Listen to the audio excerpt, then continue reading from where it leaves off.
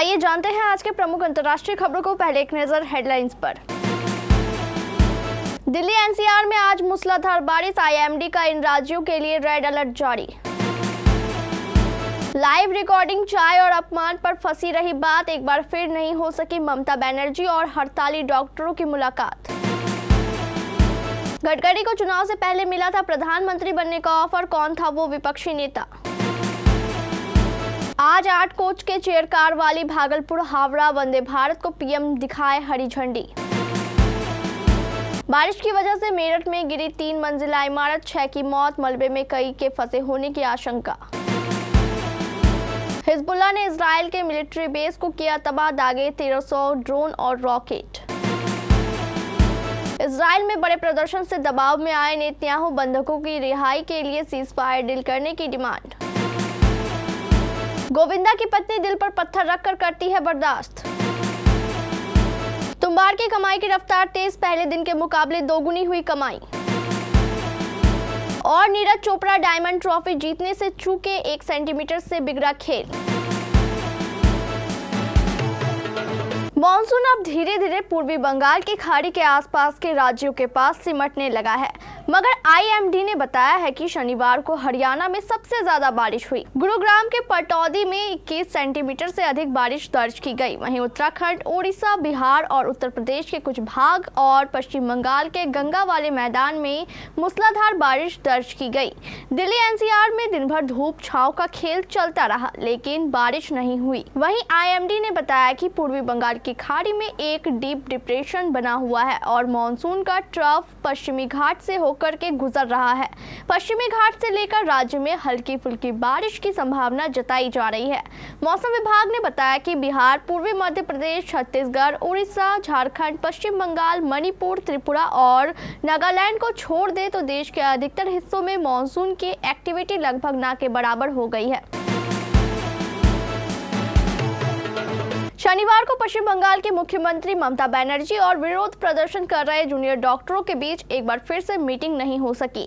शनिवार को दोनों पक्ष कुछ मिनट के लिए मिले तो जरूर, लेकिन ये मुलाकात बैठक में तब्दील नहीं हो सकी। डॉक्टर अपनी मांग पर अड़े रहे कि मीटिंग का लाइव प्रसारण हो।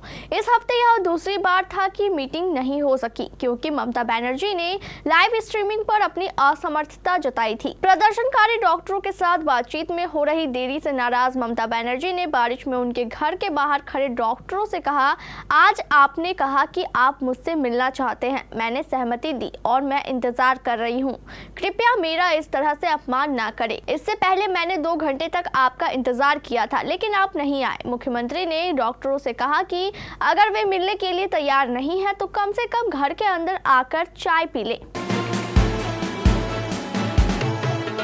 केंद्रीय परिवहन मंत्री नितिन गडकरी के एक बयान ने सभी को चौंका दिया। नितिन गडकरी ने शनिवार को कहा कि लोकसभा चुनाव से पहले विपक्ष के एक बड़े नेता ने उनसे संपर्क किया था और कहा था कि अगर आप प्रधानमंत्री बनेंगे तो हम आपको समर्थन देंगे, लेकिन उनके इस प्रस्ताव को मैंने उसी वक्त अस्वीकार कर दिया। नितिन गडकरी ने कहा, मैंने उनसे सवाल पूछा कि आप मुझे क्यों समर्थन देंगे और मैं क्यों आपका समर्थन लूं। मेरे जीवन में प्रधानमंत्री बनना उद्देश्य नहीं है।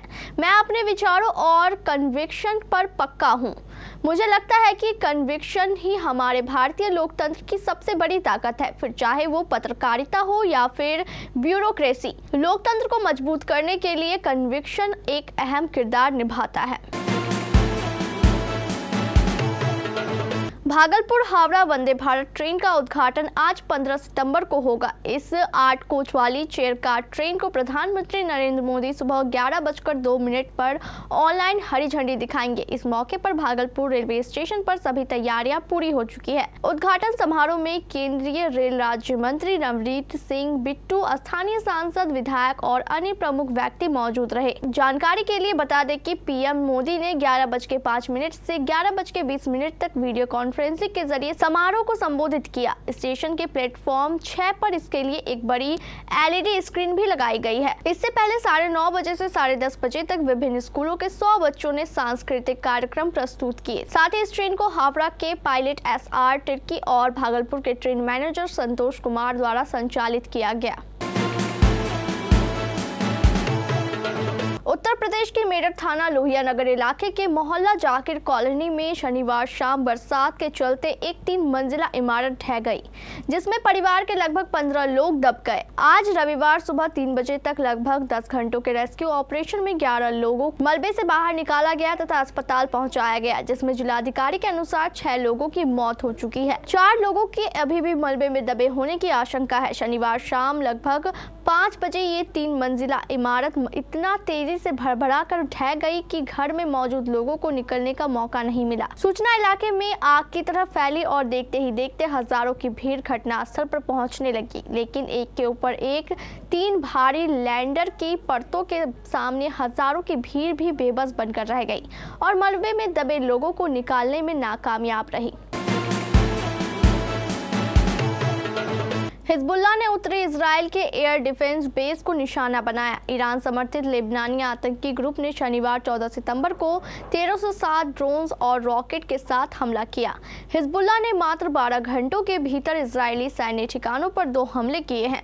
आतंकी ग्रुप ने इजरायली सैनिकों और अधिकारियों पर सीधे हमले का दावा किया है। रिपोर्ट के मुताबिक हिजबुल्लाह ने ये कदम बढ़ते तनाव के बीच उठाया, क्योंकि इजरायली हवाई हमलों ने पहले लेबनान में घरों को निशाना बनाया था, जिसमें व्यापक क्षति हुई।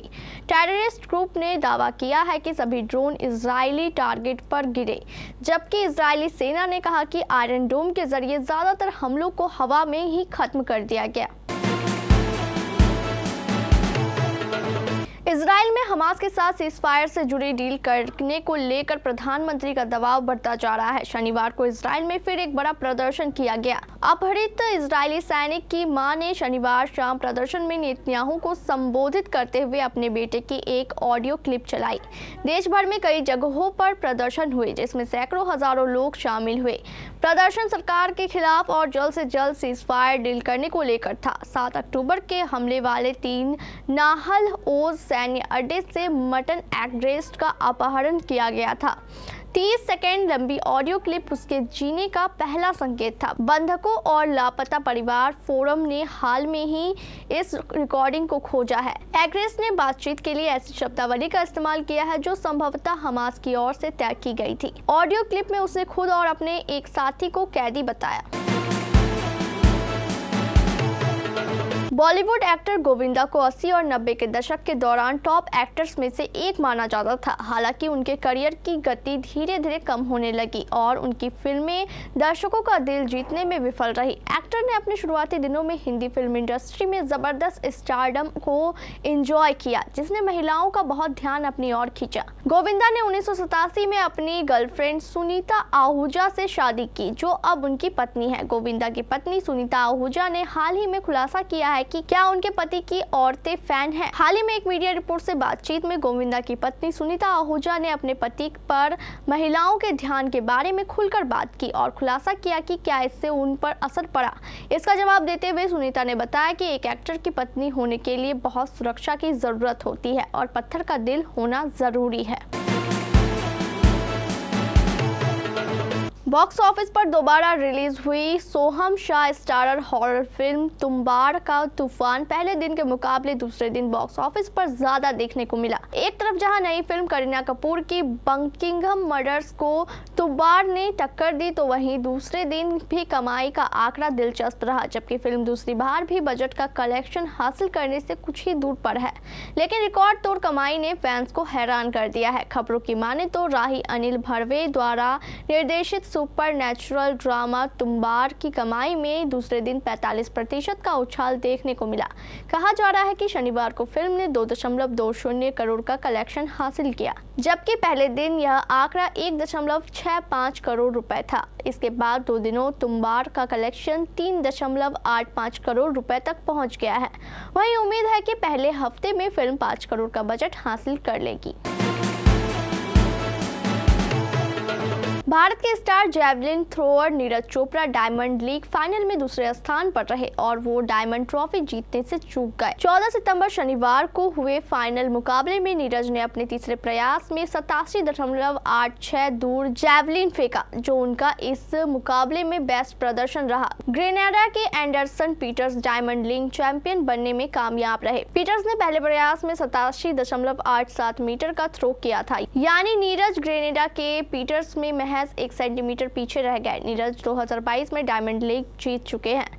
अब उनका दूसरी बार टाइटल जीतने का सपना टूट गया। नीरज का मुकाबला ब्रुसेल्स के एलियांज मेमोरियल वैन डेम में था।